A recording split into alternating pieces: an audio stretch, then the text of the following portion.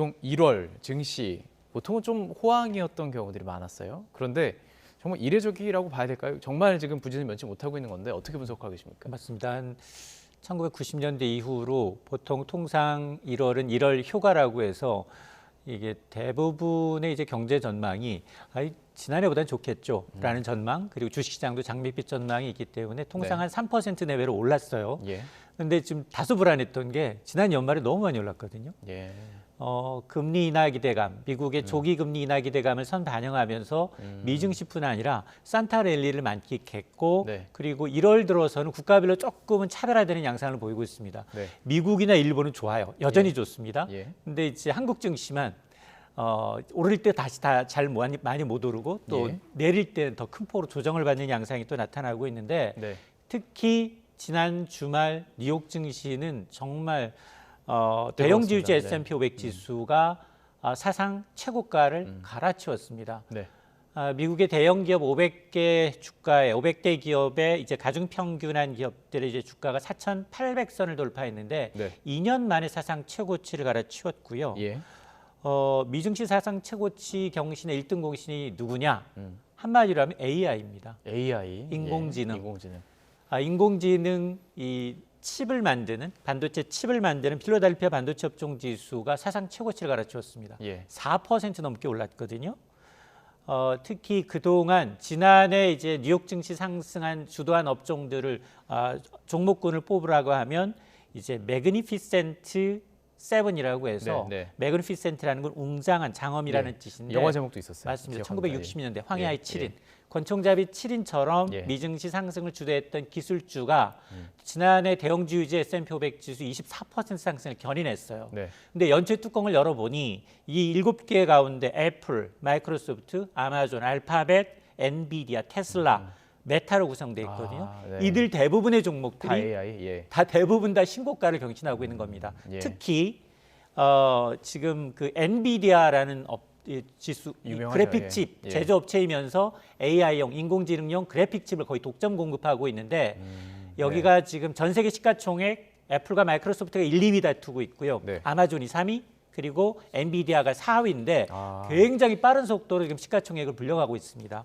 그렇군요. 그러다 보니까 사실 연초에 뉴욕 증시도 조정을 받지 않은 건 아니에요. 예. 사흘 정도 떨어졌어요. 네. 왜냐하면 미국의 경제 지표가 너무 좋으니 미국 연준의 금리 좀 인하 기대감이 조금씩 밀리다 보니까 네. 후퇴하면서 지금 미국의 채권 금리가 올랐고요. 예. 여기에다가 중동의 지정학적 위기감이 고조되다 보니까 연초에 다시 주춤했는데 네. 이 불을 붙인 게 뭐냐? 라스베가스에서 열렸던 가전 박람회입니다. CS. 모든 AI는 사물과 아. 연결되더라. 네. 그러면서 이 AI 시장이 고사양 칩 수요가 굉장히 가파르게 늘어날 것이다라는 기대감이 기술주 랠리에 힘을 싣고 있는데 예. 사실 우리나라도 마찬가지지만 뉴욕 증시도 이렇게 사상 최고치 경신하면 네. 꼭 재뿌리는 사람들이 있어요. 예. 미국 최대 이 은행인 JP 모건은 네. 야 이거 좀 불안하다. 지금 미증시 상승은 굉장히 많이 오르고 있지만 그러나 이 실적을 감안하게 되면 예. 실적이 다소 전망이 밝지 않기 때문에 실적. S&P 500 지수가 지난 주말 4,800선을 돌파했다면 예, 예. 연말에 가면 4,200선대로 후퇴할 것이다. 후퇴할 것이다. 그러니까 이제 고점 예. 지금 대비 한 2% 정도 하락할 그렇죠. 수도 예. 있다라는 이제 이 경고를 내놓고 있습니다. 또 같이 투자하시는 분들이 이제 실적과 연결해서 얘기를 하다 보니까 이런 얘기를 한 것으로 보이는데, 자 그렇다면 사실 뭐 반도체도 이제 종류별로 있는 거 알고 있습니다. 그래도 좀 기초적인 질문을 드리고 싶은데 네. 우리도 한 반도체잖아요. 근데 맞죠. 우리 증시는 지금 주요 20개국 가운데 우리나라만 지금 힘을 못 쓰고 있는 거예요. 맞습니다. 왜 그런 건가요? 사실은 지난주 후반 그 목요일 금요일 조금 오르긴 했지만 여전히 코스피가 2,470선이지만 연초에 2,655로 출발했으니까 한 네. 7%가량 연초 대비 떨어진 거예요. 네, 네.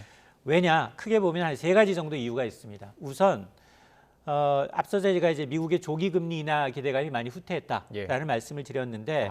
이렇게 되면 위험 자산에 투자했던 돈들이 빠져나갈 수밖에 없거든요. 그렇겠네요. 그러니까 예. 이제 이 미국 연준 인사들까지 나서서 이제 과도하다라고 이제 경계를 하고 있고 미국의 소비 고용 지표는 여전히 핫하다 보니까 외국인들의 매도 공세가 좀 있었고요. 네. 두 번째가 빅테크 기업들 특히나 이제 우리나라 삼성전자 실적을 가장 빨리 먼저 공개했는데 네.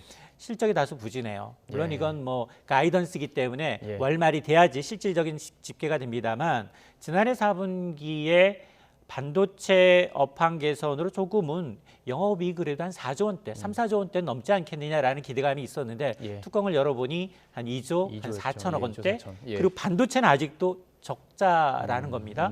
자 그러다 보니까 이 업황 회복이 예상보다 좀 더딘 게 아니냐라는 거고요. 예. 이렇게 실적 부진에다 환율까지 좀 요동치니까 기관 투자자들이 무시 못할 정도로 연체 많이 팔았어요. 네. 올해 거의 한 7조 원 넘게 주식을 내다 팔았는데 반도체만 절반이 넘습니다. 예. 여기다 세 번째는 중국의 경제 지표도 좋지 않습니다. 중국 경기도 부진해요. 예. 지난해는 5% 넘게 성장을 했습니다. 그럼에도 불구하고 지금 부동산 경기, 특히나 중국 경제 4분의 1은 부동산이거든요.